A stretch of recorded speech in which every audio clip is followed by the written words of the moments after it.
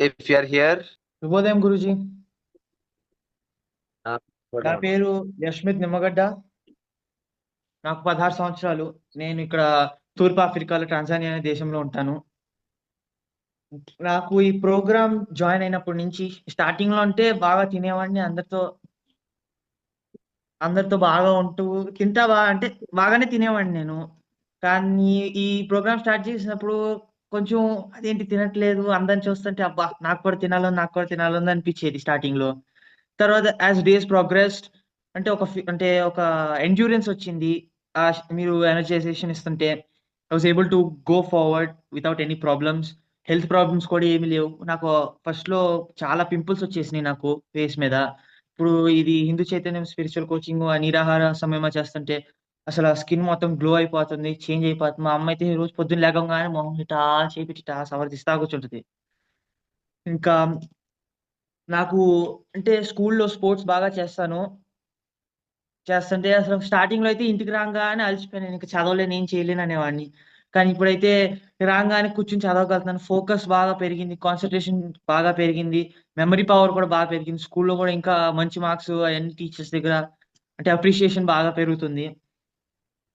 నా energy levels అయితే అసల ఒకప్పటిలోనే చాలా హై అంటే ఇప్పుడు ఇంకా హైగుంది.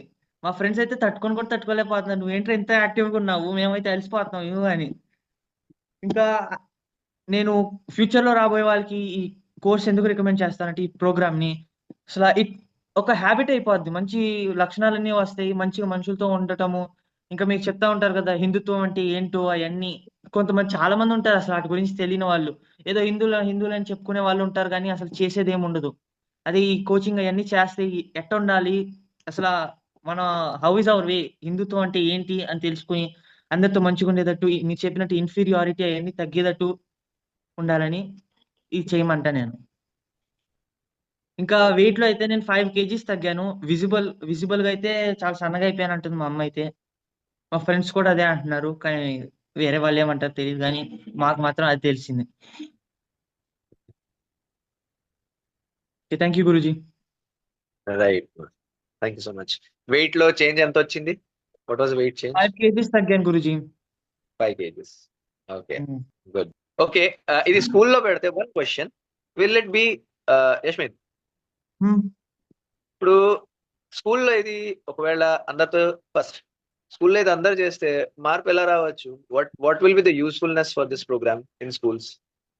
స్కూల్‌లో చేస్తానా? అంటే కాన్సంట్రేషన్, ఫోకస్ బాగా పెరుగుతుంది. చదవటం అంటే ఒకప్పుడు నేను కూర్చుంటే 15 మినిట్స్ కూర్చొని అట్ట అట్ట తిరుగుతా ఉండేవాడిని ఇంటి చుట్టూతా. కానీ ఇప్పుడైతే ఒకేసారి కూర్చొని మంచిగా చదువుతున్నా. అది కూడా తలకాయకి ఎక్కుతుంది.